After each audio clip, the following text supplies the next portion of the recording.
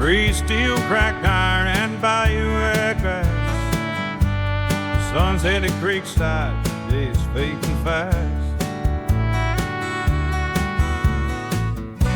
Are you really digging for peace, or is that just a lie you tell to help you sleep? Sure that Welcome you to the Wrecking really Yard. I'm want Jerry Wayne Longmire, and y'all are presumably still y'all. All are welcome here in the Church of Internal Combustion. We just ask that you show up with an open heart. It's actually Wednesday for me. I'm recording. I got shows in Gladewater, Texas this weekend. I'm going back up to the Piney Woods, up to my little area where I'm from. And all manner of things are going to be tasked in the next few days. I'm not going to have time to sit down and do the podcast. I still hadn't got the Cadillac sorted out, but I'm working on it. Funny enough, I had to rent a car on Turo for this trip because I decided to take the whole family with me. And the only car within my budget was a Cadillac XTC. So now I'm renting a newer Cadillac to drive to East Texas. So let's just hope that goes well and the EBCM don't go out on that Sun 52 on the way there. I don't know. I don't know much about the newer ones. We'll see. But we are going up there. By the time you guys watch this, I will already be on my way home. And hopefully it will have been a successful weekend. I don't know. Ticket sales aren't great, which always stresses me out for the shows. So there's that to contend with. I'm hoping they get better by the time we get there. And I got ads running, and we'll just see. But some of them little areas like that are hard places to market. So we'll see. We'll see what happens. But I'm also going to go Friday and have lunch with my father and his wife. And Saturday, the plan is, I've talked to my cousin Jimmy and gotten permission from him, who now owns the property that the Wrecking Yard was on. Jimmy's also the one that found my mama's car in the woods and pulled it out for me. And so the plan Saturday is my cousin Ricky's going to meet me over there in Lover's Chapel, and we're going to load up Mom's Volkswagen. And Jimmy graciously allowed me to look around the shop and spend a few moments with the shop. And he's a good dude. We weren't really close growing up. He's quite a bit younger than me, and I didn't see him a lot when we were younger. But man, the past several years, this dude has, him and his wife are coming to the show Saturday night. I'm glad I put him on the guest list because, man, this dude came and saw me perform in Shreveport years ago. And it was messed up, too, because I hadn't seen him in a long time. Hey, a little possum. Little possum, not possum, but a possum just run by. It was messed up, man. That night he come see me in Shreveport. He wasn't with the lady he's married to now. But that night he come see me in Shreveport. I was so excited. Uncle Bobby came that night too. Uncle Bobby and Aunt Lori.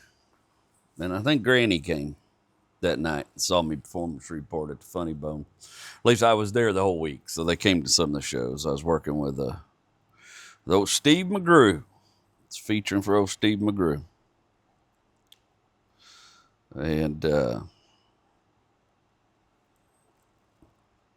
funny enough, that story kind of ties into the man I wanted to talk to y'all about today, my Uncle Terry.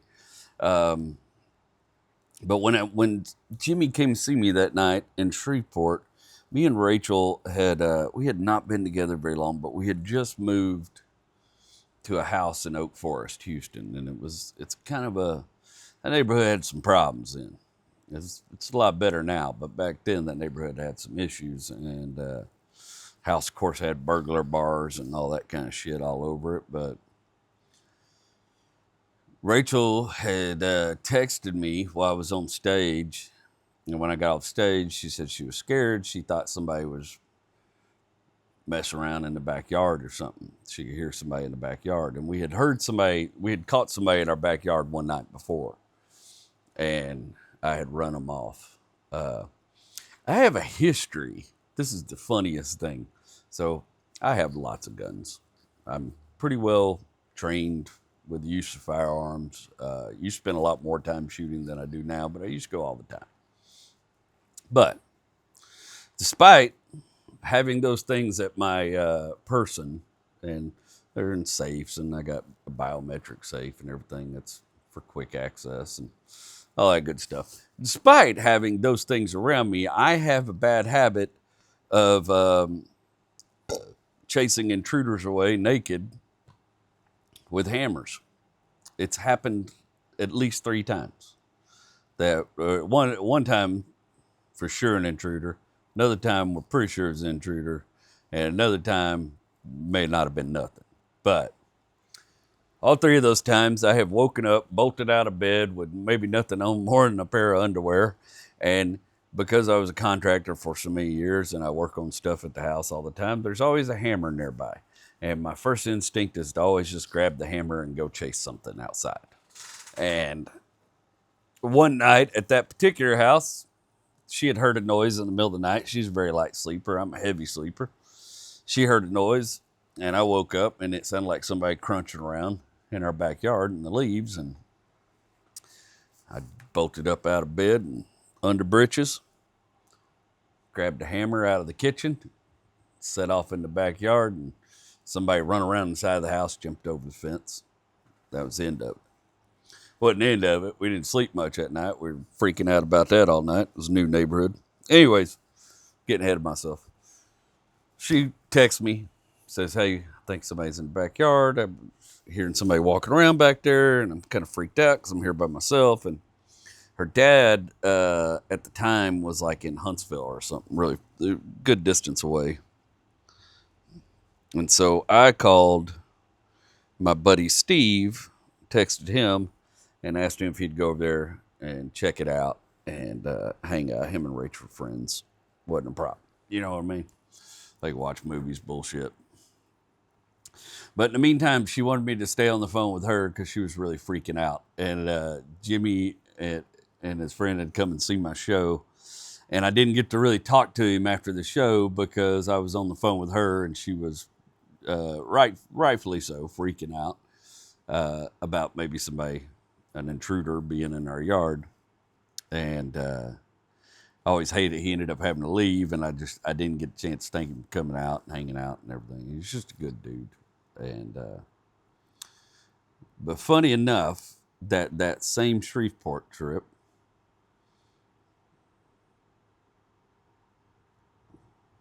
I went fishing with my cousin Justin, who is Terry's son. And that's one of my favorite fishing trips I've ever been on. We'll talk about it more. Anyway, so we're getting ready to go to Gladewater. We got mom's in there packing the kids up, and I cleaned the bathroom because there's nothing more. That shows you how old I've gotten. Is my favorite thing is clean the bathroom right before we go out of town, so come home, the bathroom's sparkling, it's perfect, and go in there and take that first back home dump, and it's a good time. It's just what you need to welcome you back into your home. That's how old I am now. And I've been getting stuff ready. I had to, of course, finish writing this episode, and I went ahead and wrote next week's episode or parts of it, because one of the things we're going to do is, if everything works out, we get to go out there and get the car. We're going to do quite a bit of filming out there, and I'm going to do some narrating for you guys. So next week's episode is going to be kind of a special episode where I'm going to take y'all to the wrecking yard, and what's left of it. So I think, and we're going to get what's left of Mom's car. And then I've reached out to Mikey Brown, and me and him are going to brainstorm, figure out what to do with that car. So I'm really excited about that. I'm also full of some trepidation. And it's the same trepidation I always get about going home. I don't feel like I belong there anymore. I do like going, and I like seeing everybody, but I always feel this little sense of unease that my time there is over. And it's not, that's what they tell you can't go home. Well, you can't, because it's not the same. It's not the same place. It's not nothing. Some things are the same. You can go eat you a char burger, but Charlene ain't there. You know what I mean? You can, I can go look at that shop all I want, but you know who ain't? Papa ain't there. My dad ain't there. I'm going to see my dad, which I'm excited about that. But,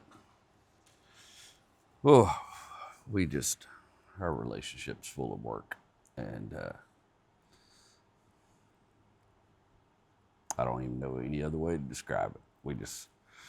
We're always, we're just not quite there yet. I'm also sort of studying on getting up Sunday morning and going and sitting in a service at the First United Pentecostal Church. Just to see the inside of that building one more time, and I don't know, say goodbye to some things. That's what I'm gonna do this weekend. Is I'm gonna say some goodbyes to things, because I don't think I'll be going there again for a while. We'll see. I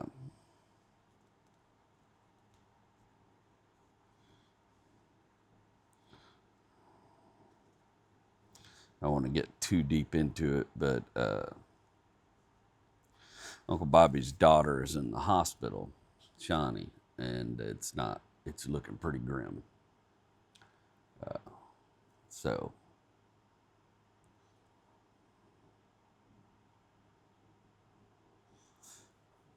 it's just not a good situation.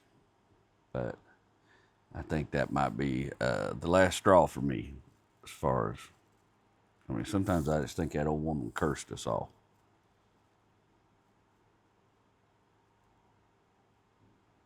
I don't know. It doesn't matter. But I do sometimes think that. Let's do some sponsor copy and get on with it. This season of The Wrecking Yard is fueled by black coffee, grit, and the goodwill of folks like you. We don't have a sponsor yet, which means your name, your brand, your logo could be sitting right here where this empty cup is. If you want to stand out, if you want to ride shotgun with us, step up and claim the spot. Sponsor The Wrecking Yard. Let's build something unforgettable together. If you don't want to or you can't, that's okay too. Just keep listening. My Uncle Terry is my dad's youngest brother. And my dad's almost a baby. So it's, if I had to line it out for you, it goes, I believe, it was Stanley, Larry, Gary, Linda, then Jerry and Terry. A lot of airy names there. His name was Terry Lee. Terry Lee. And that's how they called him. Terry Lee. Terry Lee. Terry Lee. Jerry Wayne? Terry Lee. They never called Larry by his middle name. I couldn't even tell you what Larry's middle name is. And Gary, I think, was Gary Jean. They call him Gary Jean every once in a while. But, and of course, Uncle Stanley's middle name was James. That's what Stanley wanted to be called, James. I should just call him Uncle James.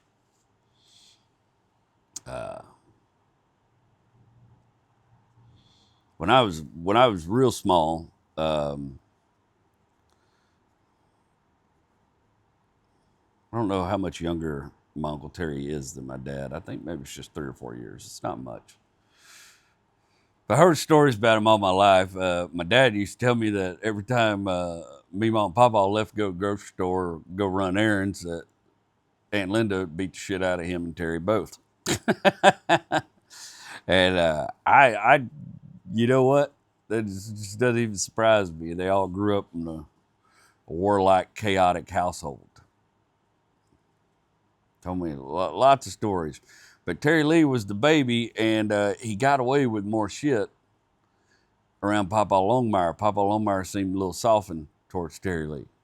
And Terry Lee could get the old man's goat and mess with him. And my dad always sort of envied the way Terry could get them in and out of shit when they was growing up.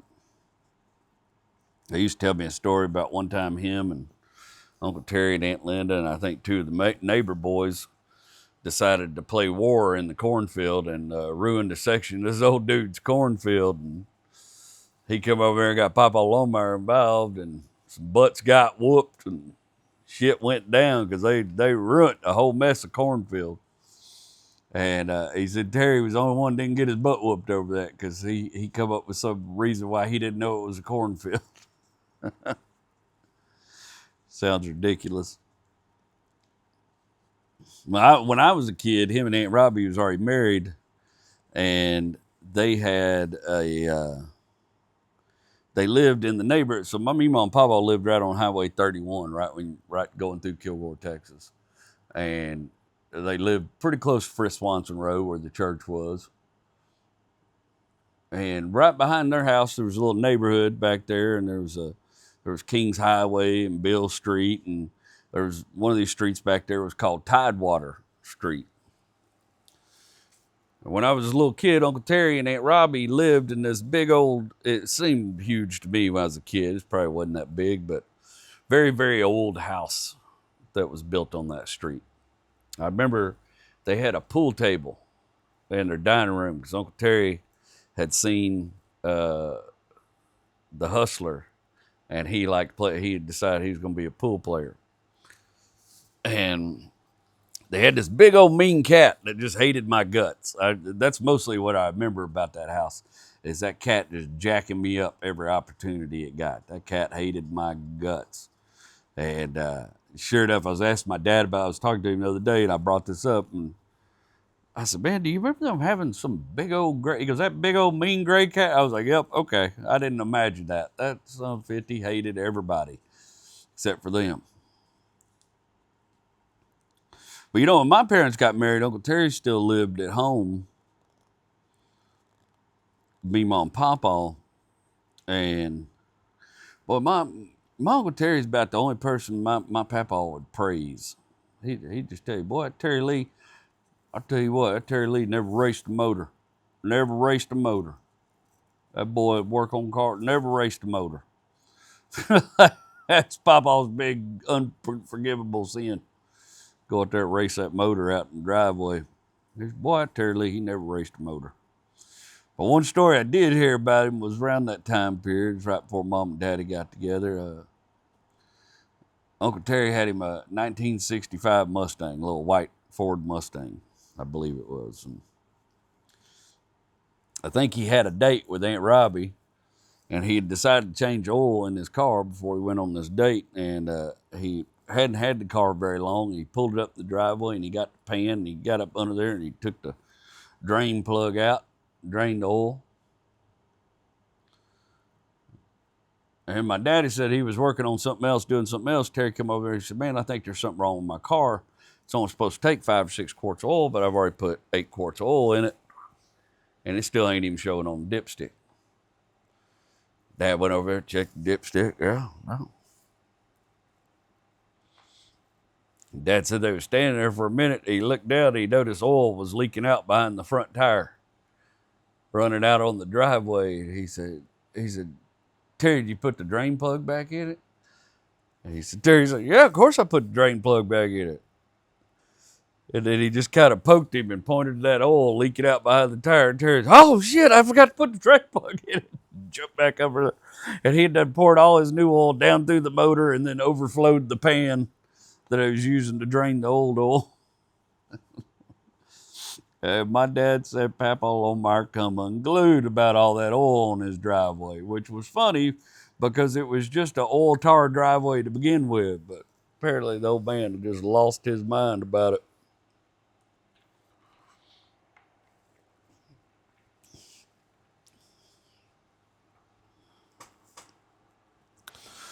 My Uncle Terry is the biggest of the Longmire clan. My dad was tall. My dad was 6'2", 6'3". Uncle Terry could look down at him. I don't know how tall Uncle Terry was, but I suspect in his prime, probably 6'4", 6'5". He's taller than Uncle Gary, way taller than Uncle Larry, and taller than Stanley, taller than Papa when he got his full height. Papa was pretty tall. He was over 6 foot, but Uncle Terry was big, big. And I seen pictures of him when he was young. He liked powerlifting. He was strong as an ox. My favorite thing about Uncle Terry was he's the only other one in the family that had blonde hair and blue eyes like I did, you know. And I've later since found out that my great grandfather on that side, his name was John Thomas. He had blonde hair and blue eyes. And my papa didn't get it, but somehow I got it. Uncle Terry got it. What I mostly remember about my Uncle Terry was he was just always really kind. As a kid, I liked talking to him. He was always interested in talking to you. He was always interested in what you were doing in school, what was going on. When I first started getting cars and stuff, he was interested in that. He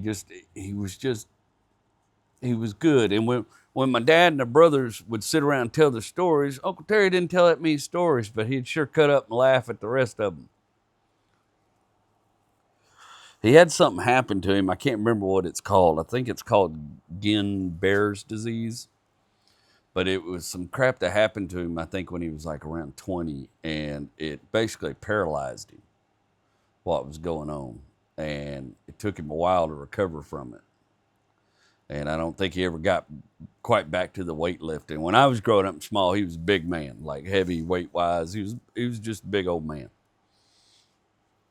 And beautiful musician, incredible musician. My dad was a trombone player. My dad was a pretty good musician. But Uncle Terry could play just about anything. If it had strings on it, Uncle Terry could play it, and he could play it well. But what he mostly did in the church was he played banjo with the church band.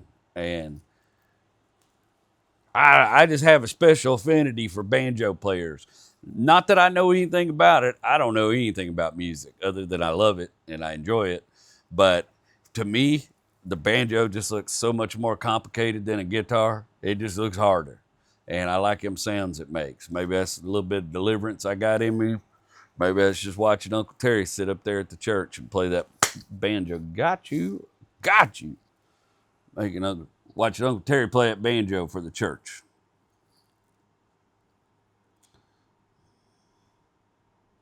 He taught the Sunday school class I was in when I was 7, or right about the time when we moved to Houston. I was in him and Meemaw taught the Sunday school class for that age group. Meemaw had been teaching that age group for a real long time, and Uncle Terry had come on to help her. And like even in that community, we were still like, we lived out in the sticks. We didn't live in town. We didn't have nice cars and nice things. And I had 2 friends in that class. One of them's name was J.D. Hain, and the other one's name is Mark Ferris. And I'm still friends with Mark Ferris to this day. We've reconnected over the years, but they were just a little bit older than me. They were a couple years older than me. They showed me my first naked woman. I remember that. They had right behind the church, there was a softball field. And off behind that softball field was this little outbuilding that had fallen apart out there in the woods. And they had found a stash of nudie mags, like Hustler and stuff like that. And they had stashed them out there in that building. They took me out there to see them one time. And I remember the first time I saw lady parts, it scared the shit out of me because I didn't know what the hell was going on down there. But probably far too young to be seeing that sort of thing. But I was just worried something bad had happened to her because I only knew what I had at that point, and it didn't look like that. Pentecostals, not real big on sex education and such. They just tell you not to have any till you get married and then figure it out on your own. Good luck. No roadmap. But they was in that class with me, and they kind of picked on me a little bit, and it's just the nature. I don't hold them any animosity. It's just the nature of the thing. I was small. I was pretty weak compared to them. They were both physically stronger than me. They were both a little bigger than me. And they lived in town. You know, Mark and his family, they had a nice house and nice cars, and his dad did pretty well selling insurance. And JD's dad was the assistant pastor at the church, and they did all right. They had a nice car, stuff like JD had go-karts and all kind of crap like that. JD broke his leg riding go-kart around the church, run up under somebody's car or something. I can't remember what happened, but when I first met JD, he had a broke leg. And but I remember they was picking on me in that class one day, telling everybody I had picked my nose. And I probably had. I was a booger picker. I was just a little dork. I was the dorkiest dork that ever dorked. Okay. I was just the dorkiest kid. Okay. I spent all my time in books and the rest of my time wandering around with my dog in the wrecking yard. I was just a little dork. I didn't have a lot of friends. I didn't have good social skills. I was pretty shy. And they was just picking at me about this and making fun of me. And I remember Uncle Terry just kind of stood up out of his chair and went over there and looked at him. He goes, "You gonna try to look me in the face and tell me you two boys never picked your nose before?" And they both like, "Oh, yeah. So what's so different about you picking your nose and him picking his?" And I remember being glad he was defending me, but also like, "Can we stop talking about me picking my nose?" And he said, "Everybody in this room's picked their nose before." And I don't know, he just kind of dressed them down a little bit. He's like, "Is this the kind of thing you want to be doing in church, is picking on somebody else and making fun of them? Is that the kind of message you want to send the Lord?" And straighten them boys, you know what I mean? Got them off my back a little bit. And it's a silly little memory to remember about somebody. My Aunt Robbie has taught, or I think she's retired now, but she taught special ed my entire life. And my Aunt Robbie is just one of the kindest women that I know. I'm hoping we get to see her while we're up there. She devoted her life to special education and teaching students with disabilities. And now her daughter, their youngest, Julie, is doing the same thing. And I love the way they talk to my son Noah, because they understand him and he vibes with them right off the bat. And I just so appreciate that out of them. It's rare you meet people that really know how to vibe with somebody who's different, and they're just so good at it. But Aunt Robbie was kind of like that for me when I was growing up. She was always so kind to me about, stuff like that. Like I feel bad about this. Her son Justin is younger than me. And there was a period of time, I remember when we were little, that I kind of bullied him. And I don't want to make justifications, excuses for it. It was mean. I was bullying him because he was smaller than me and I could. And I think I probably learned the behavior from people that was bullying me. And it went away very quickly, but I just remember her kind of laughing about my mom, like, "Oh, this is just something they got to go through. Jerry Wayne's not mean. He's not mean-spirited. He's just..." I don't remember what happened. I remember I was climbed up in a tree and I was shooting him with a water gun. And every time he got close to me, I'd hose him down with that water gun. And he was getting really upset. And there wasn't, over the years, me and him maintained some level of closeness and stuff as we grown up. And I'm glad, because he's about 6'5" and probably a good 320 pounds and could bend me over like a damn lawn chair if he wanted me to. And probably pick me up and throw me in a dumpster. He's a big old stout boy. Two of my younger cousins, him and Dominic, both 6'5", monsters of men. that it used to be fun to, when they got of age, to go to the bar and take them to the bar with me, though, because they both like black leather jackets. It looked like I had these two goons with me. And I ain't gonna lie, I got a little mouthy when I had, you know, Brutus and Cletus behind me. Even though I'm not sure either one of them really knew how to fight, but they were just so ominous, people left us to be. And I took advantage of that some. Sure I did. But Aunt Robbie was always so kind to me. She always was. And she said she was there for me at a time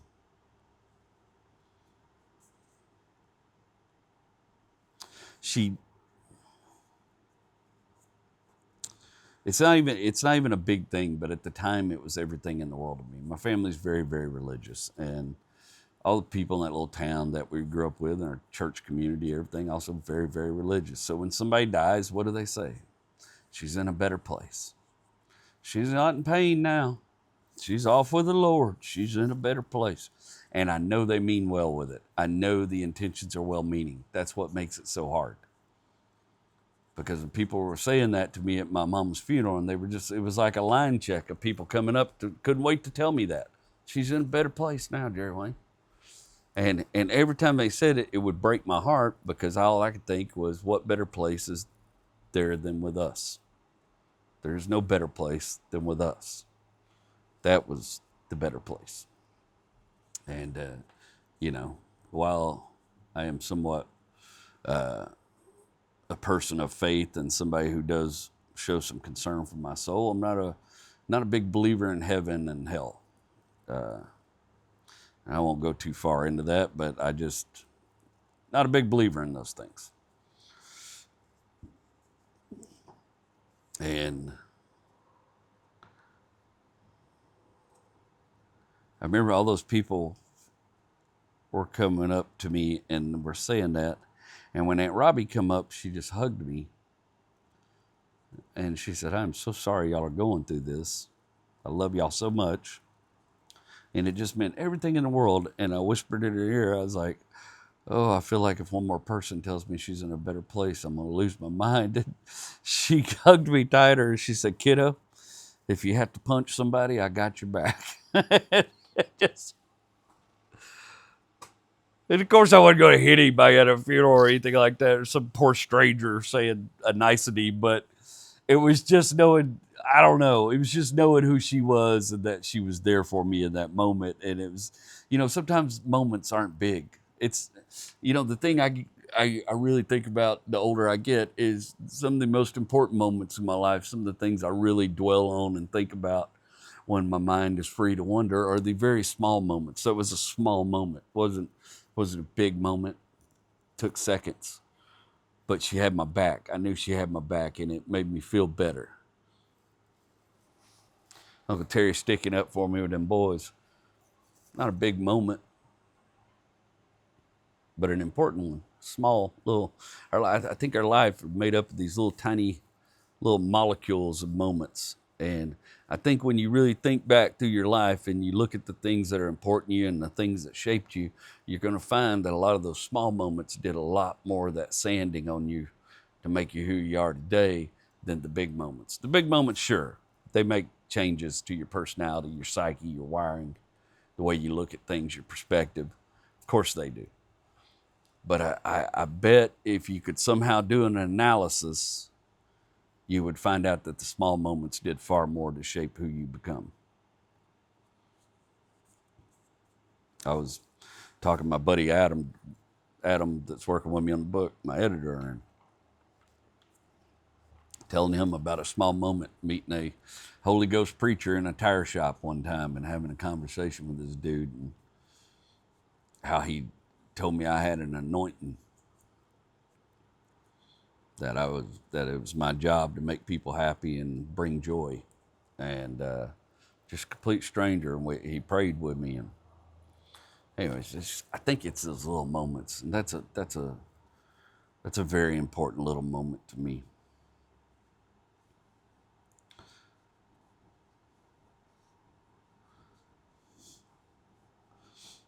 even after, like, when we moved to Houston, some of the family would visit from time to time, but Uncle Terry and Aunt Robbie came all the time. Now, their youngest, Julie, she had problems with diabetes and stuff when she was young, and she had to come down to the hospital here in Houston so they could put like a pump on her that pumped insulin for her and everything, because she had whatever the real scary diabetes is. I don't know a lot about it. And so we had seen them a lot because they had been down dealing with that. But they would come and visit us quite often, and it was always a good time. My mom would always plan a host. We'd go to Astroworld, or a lot of times we went down to Brazos Bend, went fishing, because Uncle Terry loved to fish, and Dad liked fish, and we'd go down to Brazos Bend. We didn't have no boat or nothing. We'd just go find us a little quiet place out there on Elm Lake or somewhere, and in the state park, and we'd have a little Mom and Aunt Robbie make a big old picnic, and we'd hang out and fish and not catch a whole lot of nothing, but we'd have a good time. And Uncle Terry, I'm not his kid. I'm sure he raised his voice at times, but even when he was hot, he didn't really he would get a little bass in his voice. He kind of had a more nasally voice than me. He'd kind of talk out of the back of his nose a little bit, and he'd lean his head back like that. And I can't quite do it, but I love talking with Uncle Terry. And Uncle Terry was into computers before anybody was. Uncle Terry ran CAD machines and stuff, and he was really smart, and he knew a lot about automation. And he was like the first guy. Him and Uncle Bobby, the first guys I remember building computers for themselves. And they had 2 kids. They had Justin and Julie. And they'd come down. We'd have a good time. We'd go fishing. All kind of stuff. Lug cooler around. All over Brazos Bend State Park. And fish. And my dad would, of course, be irritable and pissed off about something before the end of the day. And Uncle Terry would just always kind of laugh at it. My dad could get angry as shit, and Uncle Terry would just kind of laugh at him and just completely unbothered by everybody else's. And I think Uncle Terry maybe just dealt with, I know he had a temper. There ain't no son of John Longmire's didn't have some kind of temper, right?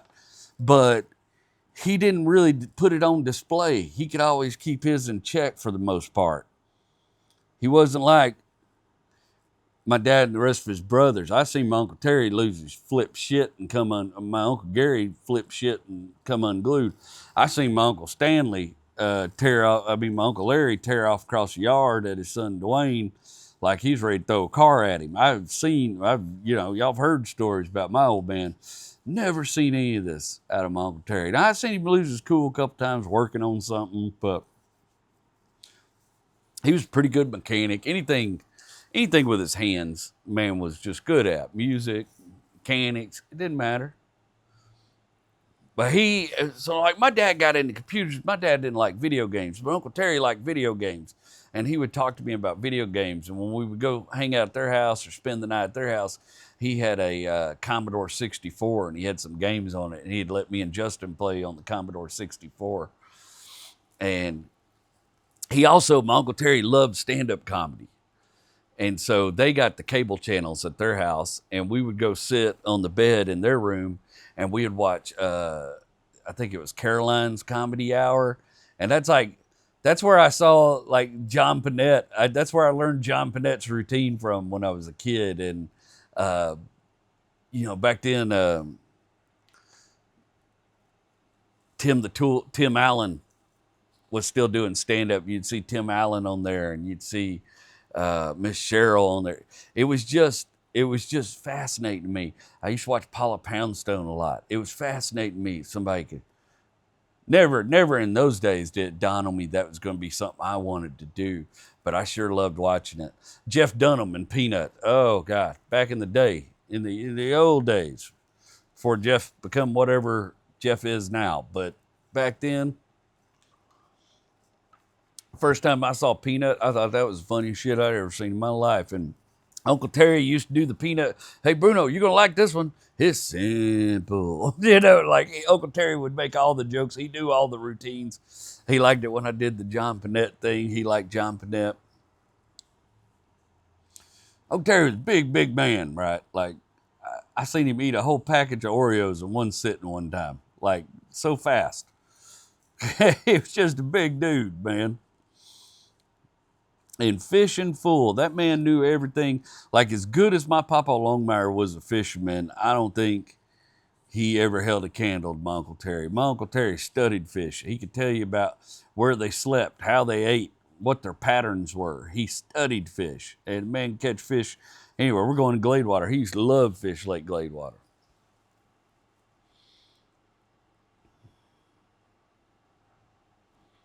He was just great to be around when I was a kid. I was always happy to be around him. I was always happy to be around my Aunt Robbie. She was fun. I loved spending the night at their house and hanging out with them because it was always fun. It was always a good time. We were always going to have a good time.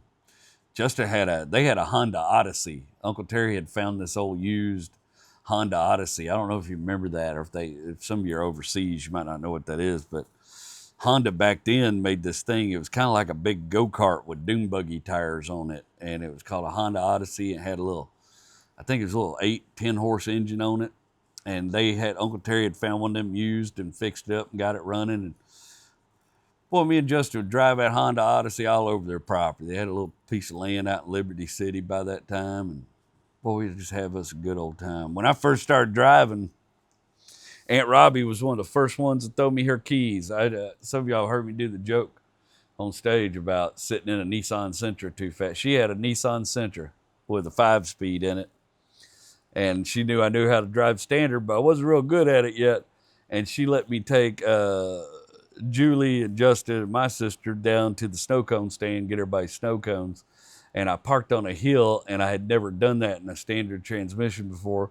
So when we got in the car, every time I tried to back up the hill, the car died. And of course, Julie was little. She started crying and wailing. And then I started freaking out about what to do. And I finally just jammed it in reverse and floored it and dumped the clutch and probably just about ripped all the engine mounts out of that poor little Nissan Sentra to get it back up that hill and turned around. And by the time we got back to the house, of course, Julie is telling her version of the events in which I almost killed them. And Kimberly's like, yeah, it was pretty scary. And just talking about it. And I'm trying to explain what happened. I remember Aunt Robbie just come over to me and she goes, hey, I've had that happen to me before. Next time it happens, pull your emergency brake up, get the car, push the clutch in, get the car in gear, start easing out on the clutch and let down your emergency brake at the same time. And it'll help you back out of that or get out of that spot or off the hill. And like everybody else was like, give me grief, but Aunt Robbie just come over and told me how not to do it next time. Like, it was so nice. And she was just, well, I was an idiot teenager and she was used to dealing with kids with disabilities. So I probably fit the mold at the time.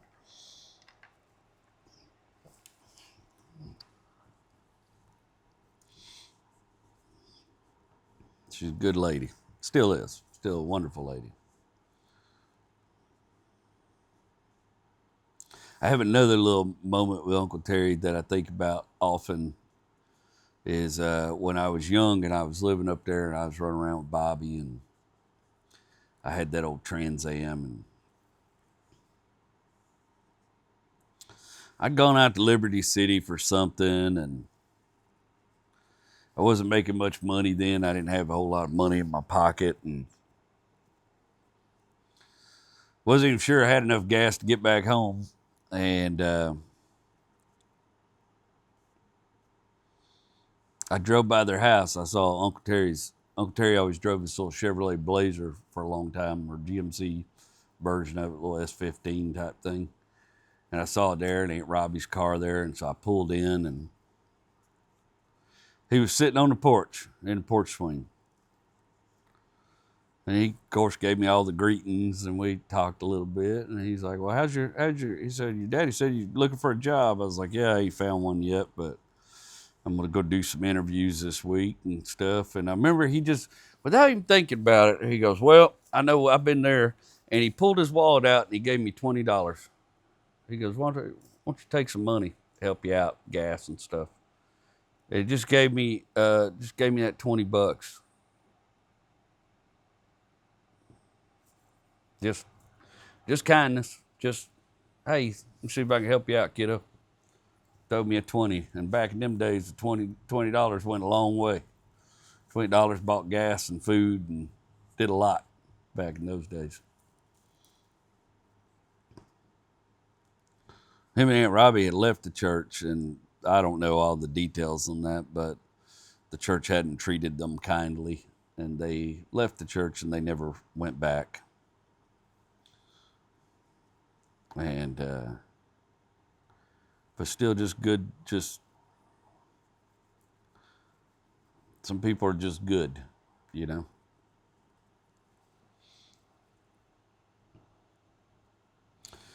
The funniest thing about it is I really think my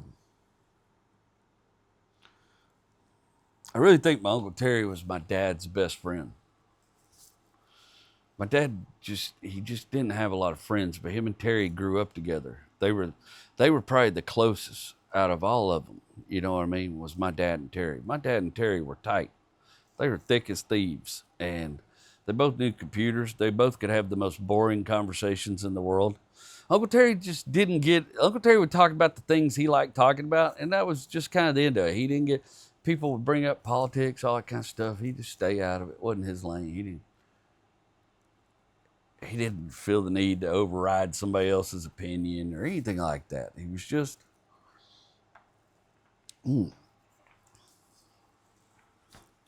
But I really think he was my dad's real best friend. I really think that's the case. I think my dad had him, and my dad was real close to my Uncle Stanley. And he lost Uncle Stanley, and him and Terry got tighter. And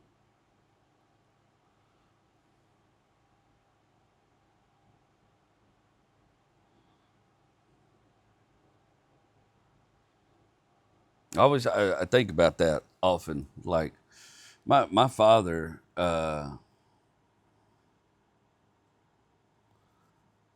like I wonder about the damage that has been done to his psyche, having to lose Uncle Stanley, and then very shortly after Uncle Stanley died, Uncle Terry died, my dad's youngest brother. I remember it because it was another night I was working at the Laugh Stop, and it's the other time my cousin Amy came and told me somebody died after a show, you know. It was, I think it's the one time, I think that is the time Amy came and told me. I think with Uncle Stanley, I got a call, but Amy and her boyfriend at the time had come to the comedy show. They were living in Houston, and they'd come see me at the comedy show. And after the show, she said, I didn't want to tell you before the show, but Uncle Terry died this morning, and he had a massive heart attack. Let's say he had like fallen down and ruptured something inside of him, and he didn't think it was a big deal, so he didn't go to the doctor, and then it turned into a big deal, and then the stress of that ended up causing, I think he perforated his colon or something when he fell, and the stress of all that on his body caused a heart attack, and we lost him. And I remember then just like being worried about my dad, because it was so, I knew Uncle Terry was my dad's best friend, and it was so soon after Uncle Stanley had died. And that's the craziest thing. Like, I remember me and Amy talking about this, like, but now even more so, I think our dads were robbed of their brothers, but not by war, just time. 2 of 5 went to Vietnam and came back. Like that wasn't super common. 2 brothers go off Vietnam and come back, but Uncle Larry and Uncle Gary went off to Vietnam and come back unscathed. You know, I mean, not unscathed, but whole as far as physically. But since that, my dad has had to bury every one of his brothers. He had 4 brothers. He's had to bury all 4 of them. And that's a perspective. That's something I reckon only a man who's buried all of his brothers can understand. I cannot imagine it. It has to be one of the loneliest feelings there is. I mean, and he's not even the youngest, you know, but he has had to stand at a gravesite and say goodbye to all four of his brothers. I've been a pallbearer for every one of them. And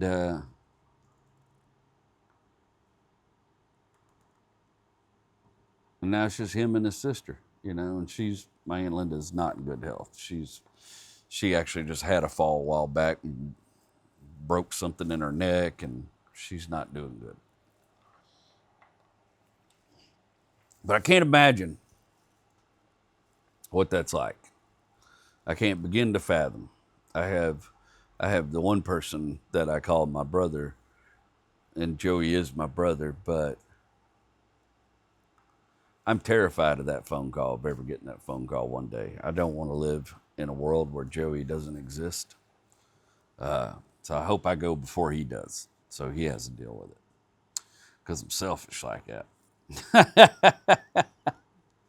That's all right. I'm owning it.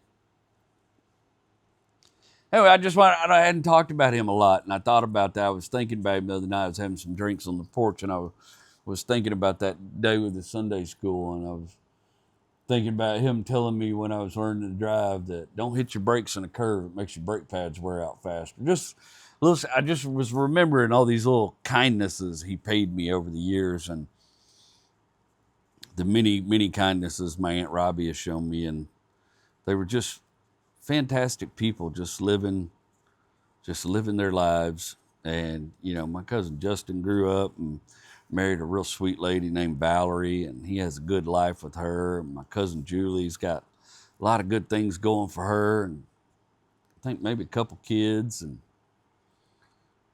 y'all did it. Y'all pulled it off. Y'all did the thing. Your kids grew up. They kind of got their lives together. You did it. Justin about as good a human being as you'd ever want to know. I feel bad during the pandemic. I was doing a lot of leather work, and Justin sent me a knife, this custom knife somebody made him, and he wanted me to make him a knife case for it. And I started making the case for it, and then the truck astrology stuff blew up, and all of a sudden I was busy doing gigs again and all kind of stuff, and I got bowed up, and I couldn't do all my leather work, and I ended up just having to send him his knife back. I never got to finish that leather case for him, but I still got the pieces of it over in my leather box, so maybe one of these days I'll find something that looks similar to that knife and finish that case for him and send it to him. I ought to. Let's wrap it up there. This ain't gonna be a real long one this week. We're gonna do some testimonials. And I'm gonna address something. And I don't want anybody. We'll get to it. Let's do some testimonials. This is from last week's episode. Oh, our old buddy, Jacob All Trades, Master of Fun. I wish I could clip the last paragraph starting around 5 minutes. I couldn't agree more. No one has the same beliefs as me, and that's okay. Yeah, it's just, you don't have to. And I'm going to talk a little bit about that because of something somebody said in the comments. But you don't.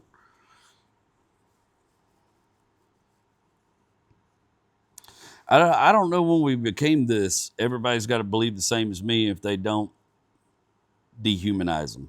I don't know when that crept in, but it's frightening.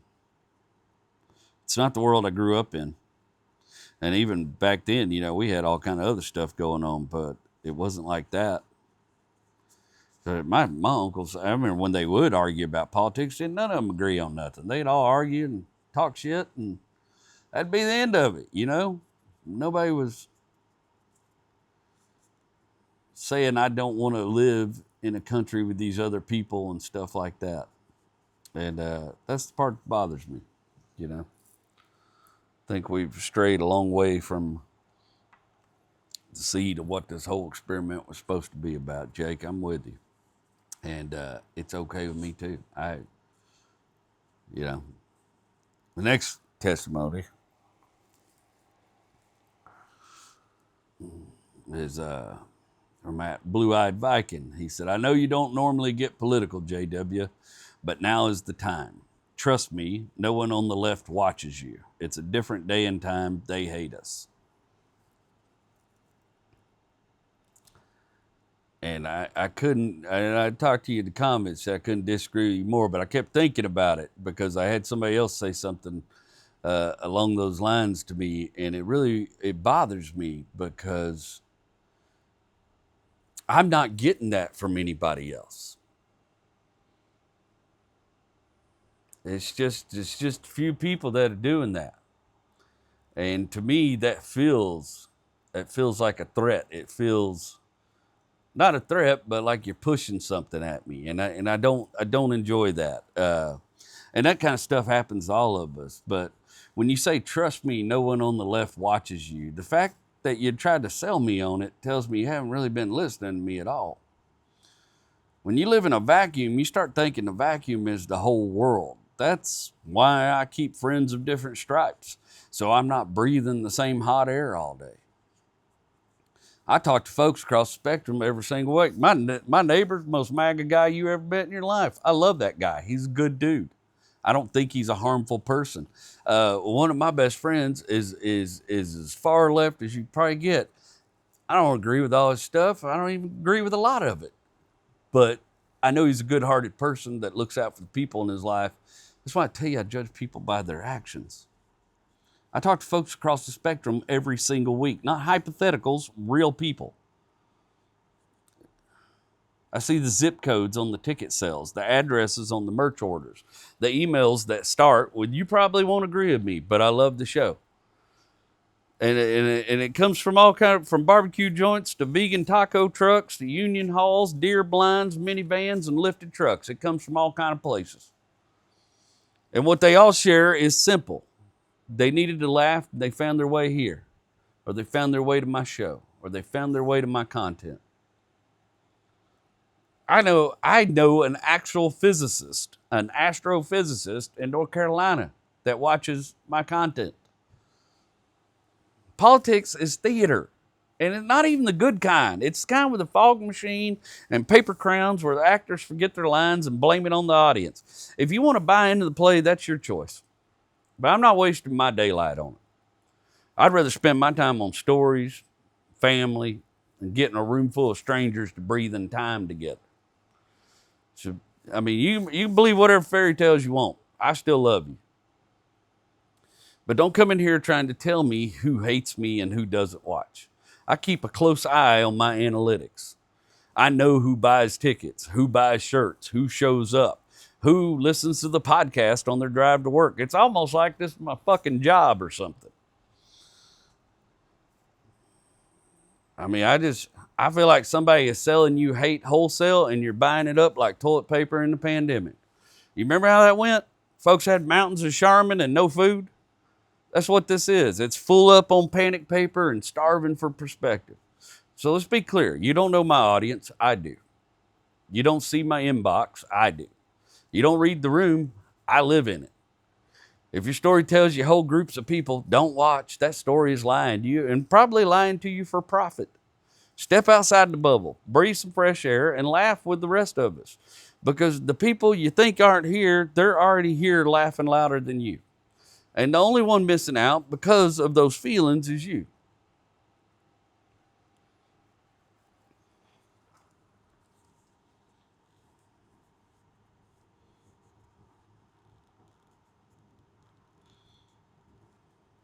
You know?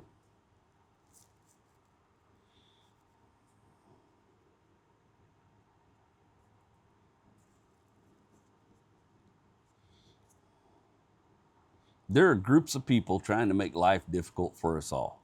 And I believe they're friends groups all across the spectrum that are doing things to try to make everybody's life difficult. And I think when you feed into all that bullshit and play the game, then you just make them stronger. And maybe I'll find out I'm wrong one day. Maybe I will. But you know what? I'd rather be wrong believing in the good of people than be right believing the worst.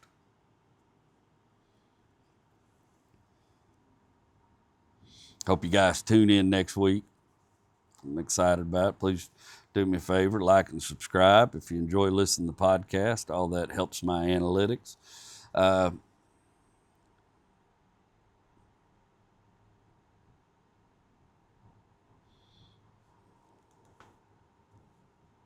hope your week's going well for you. I hope things are going better in your life. I hope maybe some of the gnarliness of the outside world is calming down. I'd like to believe it is. I hope I can get enough people in those rooms this weekend that we can just have some good shows and I can work some more on the special.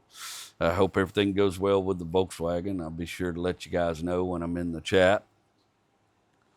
And I'm hoping I have a bunch of cool video to show you next week with some voiceover work and such like that. I'm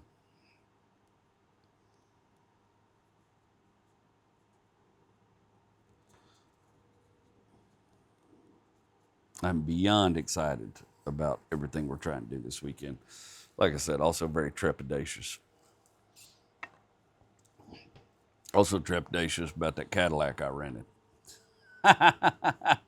Might be bad optics to be seen in a Cadillac right now, but whatever, it is what it is.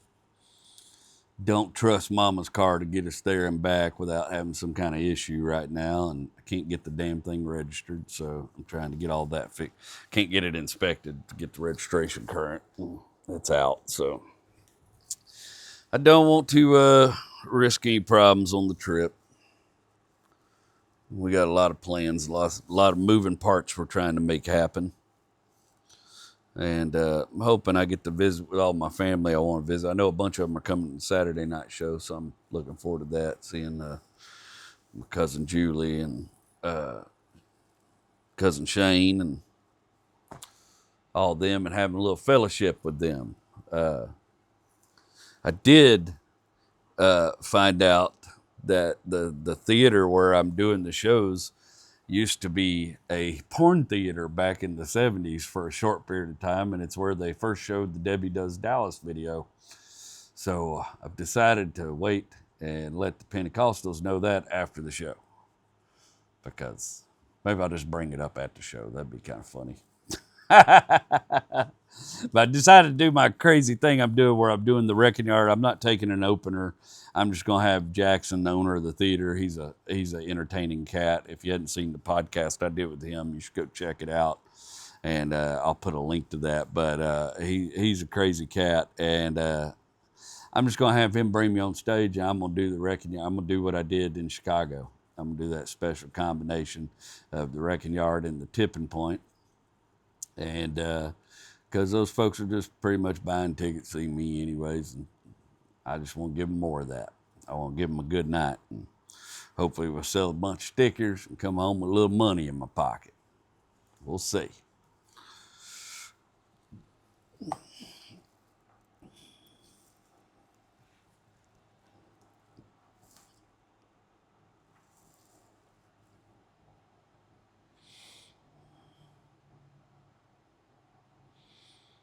The word that kept coming to my mind when I kept thinking about Uncle Terry was unbothered. I kept thinking about that. It kept striking a chord in me. I was trying to figure something out about it. Like, my Uncle Terry was an unbothered man, at least from the outside looking in. Every one of John Lomire's sons had a temper. It just showed itself different. Some of them flashed hot like lightning, like my daddy. Some of them smoldered, held it tight until it burned a hole clean through an engine block. But Uncle Terry just let most of it pass. I'm sure he raised his voice from time to time. Any man will if you live long enough in this world. But most of the time, he wore the look of somebody who had already decided he wasn't going to let this thing, or whatever this thing was, take up any more space in his soul than it deserved. That's rare. I feel like most of us wake up bothered. I do. Bothered by the news, bothered by bills, bothered by who said what about who. The whole world stands on a street corner waving its arms, trying to drag us into a fight that don't even belong to us. politics, gossip, arguments with strangers on the internet. All of it is bait. Most days we take it. But Uncle Terry didn't. He talked about the things he liked: computers, comedy, music, fishing. And he didn't need you to like them back to feel his own joy. He didn't measure the worth of his interests against the crowd. He didn't need agreement to keep his peace. I think that's something worth aiming at, to be able to walk through this life without carrying every grievance home like a sack of wet laundry. To be able to just enjoy the things that light you up without waiting for someone else to clap for you. To choose joy and keep it. To stay unbothered in the middle of all this noise. And if I take anything from my Uncle Terry into my own days, it's this. I'm going to learn the difference between what deserves my fire and what deserves my silence. I'm going to spend less time clenched up in battles that don't matter and more time unbothered, the way he was. Content, steady, still finding reasons to smile.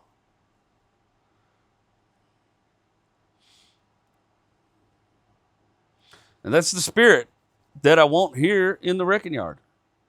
Everybody's welcome here. But if you show up peddling discord and falsehoods, we're going to point you to the door and tell you to drop that nonsense off in the gutter where it belongs.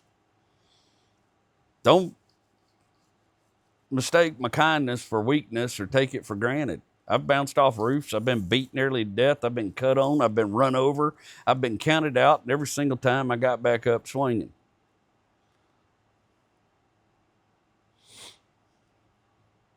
Don't let people put you in that position.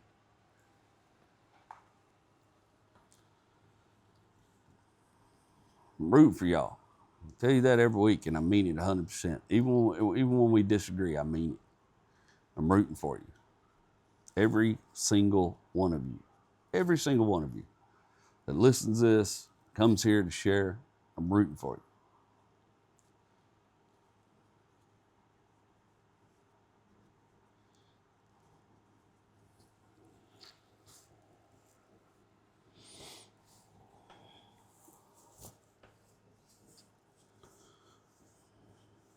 See you guys next week. And hopefully I have some cool footage of Volkswagen for you. I'm JW, and I love you.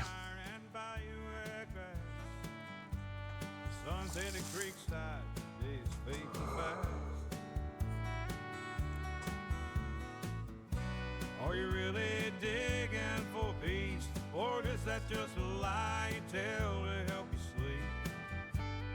Sure that you really want to know real behind all the stories they told. The cicadas don't lie, they scream what they know. Rust don't forget, the bones Can't live this divided. shadows stretch long. There's no success for any of us if it continues to go on this way. Not a damn bit. I sure wish I had the solution. Sure that you really